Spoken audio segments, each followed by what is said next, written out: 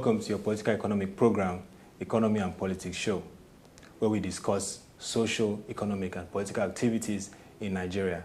I am Oto Abasi Abaseko. Today's focus will be citizens' role in ensuring credible elections in Nigeria. We are still in the Nigerian election season, and citizens have a role to play when it comes to the credibility of elections. With me to discuss this interesting topic is Barrister Liberous Oshomo, a lawyer and also a political analyst. It's great to have you, Barrister Liberous Oshomo. Thank you for the opportunity. My pleasure. It's great to have you, and we just concluded what has been looked at as one of the watershed elections by some analysts.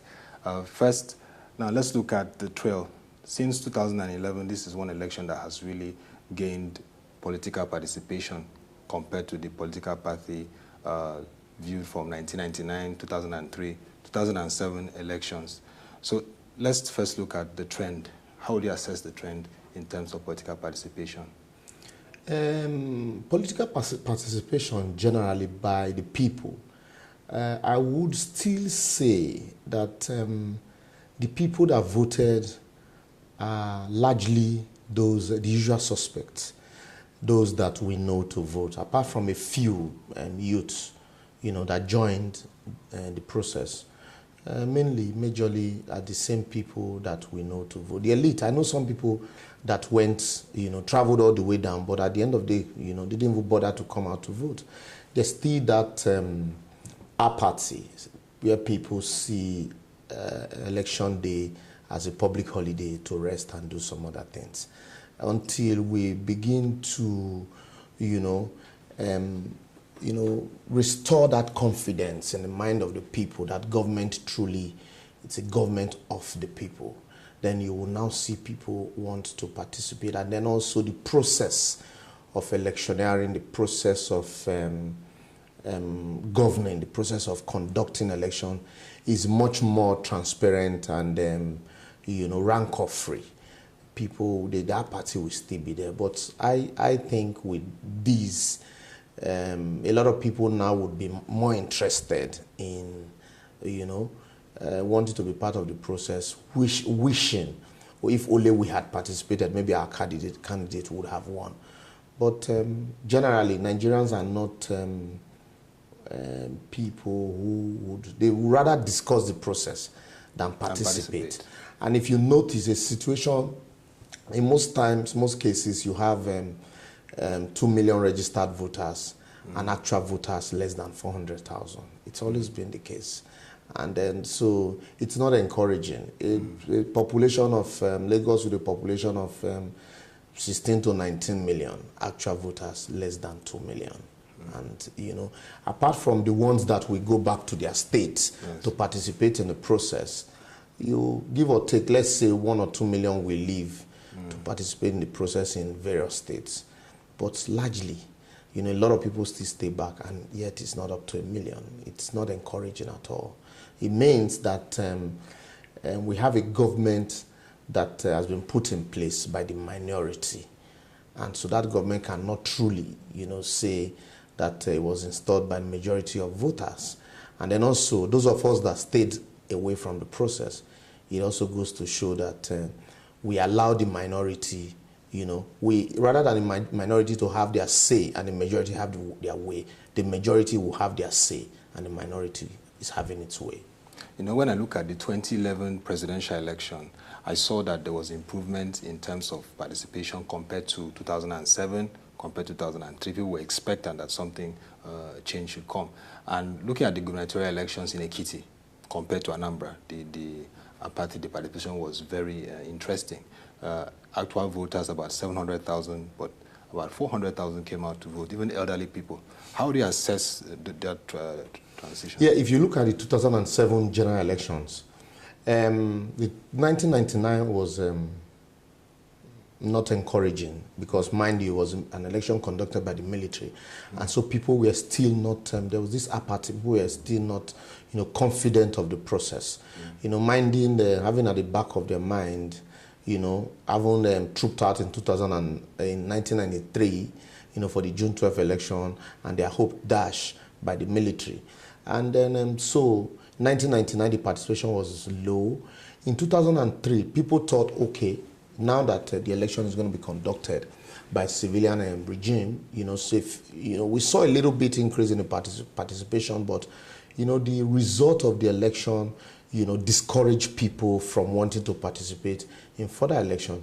And 2007 or so, we saw a decline because there was no hope or trust in the process. And then in 2011, when even the president, the then late president Umar Musa Yar'Adua came out to say, look, the election that brought him into office was largely flawed. Even in spite of the fact that the umpire believed, otherwise, so a body was set up to, electoral process, overhaul the electoral process. And so, in overhauling the electoral process, there were major reforms that were proposed. One of them being that the umpire should not be appointed by a participant, that's the president. And so, but that reform never see the light of it. Apart from a few minor reforms, okay, let's look for somebody with credibility. And Jega came on board and with a lot of promises. Knowing his antecedent, a lot of people believed in the process that yes, this is a man with good credibility. He was going to make a whole lot of difference. And then the campaign also, apart from the major rancors that we know in amongst parties, it was almost a one-party campaign.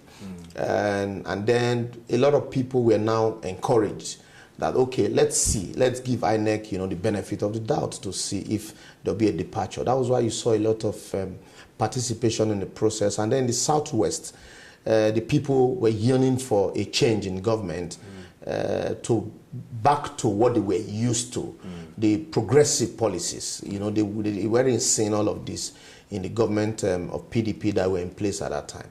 And also, they felt it was, and then they felt it was time and opportunity for them, to make a difference with their votes. And that's truly, to a large extent, also counted. And it gave hope to people to the fact that, look, if we participate more, we're going to see more results. And then the process of registration. Mind you, INEC also for the first time introduced the direct data capturing registration process. And that also helped some people who had believed that they were going to use biometrics for voting, and that was going to largely eliminate fraudulent practice. So all of this had helped in the process of encouraging participation. But we still need to do more. I would say we had done 30%. So we still have about 70% until we get probably to 50 or 60. That one will now begin to say kudos to the operators, kudos to the people, and then kudos to the government. Now, in the 21st century, our population is about 160 million, and over 50% are under 45. The social media has been described as an angle that has really played a role in also creating that citizens' role in ensuring that elections are credible. Do you agree with that, and what is your assessment? Yes, I will to some extent. Even though, yes, when you talk about the credibility, I would agree it's played a role, but participation, that's why I say we'll do the discourse more than the participation. So the social media is awash with what is happening, truth, half-truth, and innuendos. But the process of result and vote counting, if you discover that every election that I'd had, the moment people now find opportunity of posting results, even before the electoral umpire actually declares the winner of the election, you would have, if you are diligent enough, you would have been able to, get some of these snippets of these results, if not all, on the social media, because people would immediately votes are counted in their polling booth. They just go post these things on the social media. And so people will now begin to, collate results from there. And in most cases, these results tally. I remember the 2011 election. To some of us who were able to collate results, on the social media before they were announced. And eventually, largely most of these results tallied, with some of these, most of the states that we collated. The same thing with the one that happened in Edo State. Yes. It was, from the social media to a lot of people, started collating results.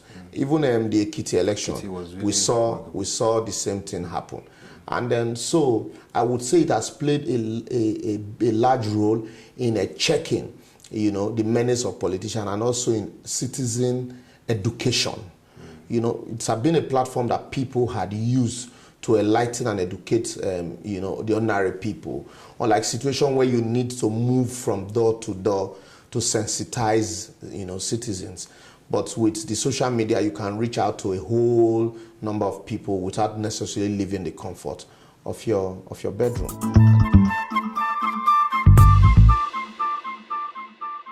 Now, finally, what's your word in terms of future projections? What do you want to see Nigerians do more in terms of the role, just in a few minutes?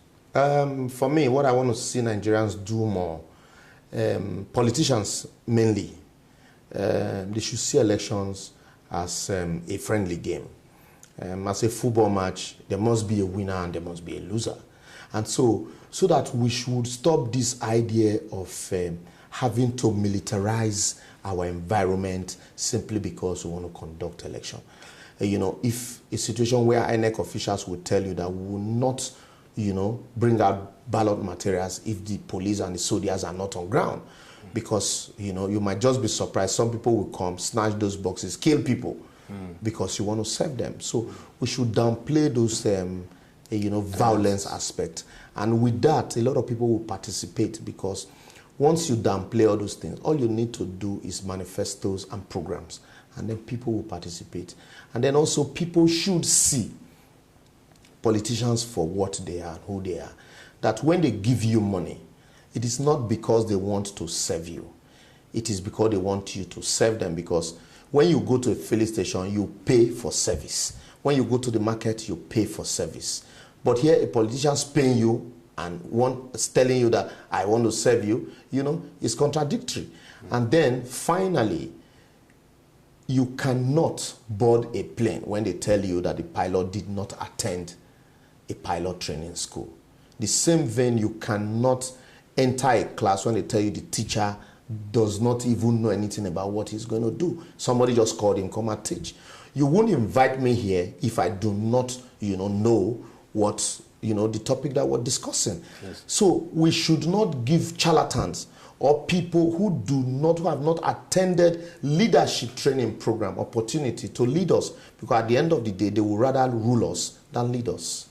Thank you very much for those closing words. It's been very wonderful having you, Barrister Liberos Oshomo, to discuss about the role of citizens in Nigeria in credible elections. And we believe that moving forward, future elections will see more engagement. We hope so. And clear directions as to choices. And that was a very wonderful interaction on the role of citizens in ensuring credible elections in Nigeria. Once again, there's been the Economy and Politics show, and our guest was Barrister Liberos Oshomo. Till next edition, I mean your anchor for the Economy and Politics show, Otuabase Baseko.